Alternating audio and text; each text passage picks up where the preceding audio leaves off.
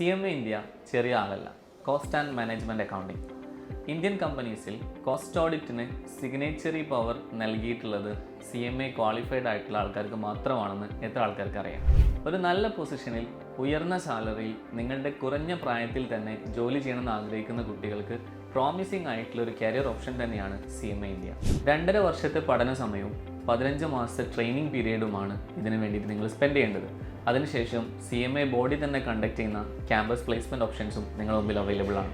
കൂടാതെ ഇന്ത്യയിൽ തന്നെ മൾട്ടിനാഷണൽ കമ്പനീസിൽ CEO, CFO ഈ പോസ്റ്റുകളെല്ലാം നിങ്ങൾക്ക് അലങ്കരിക്കാവുന്നതാണ്. അതുകൂടാതെ കേരള പബ്ലിക് സെക്ടറിൽ PSC എക്സാം കൂടാതെ ഡയറക്റ്റ് എൻട്രി അവസരങ്ങളും നിങ്ങളുടെ മുമ്പിലുണ്ട്.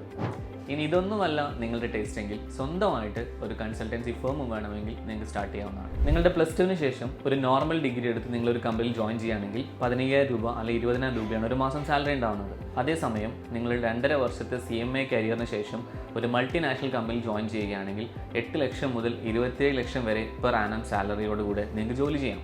അങ്ങനെ CMA ഇന്ത്യയിലൂടെ നിങ്ങളുടെ കരിയറും നിങ്ങൾക്ക് സേഫ് ആക്കാം.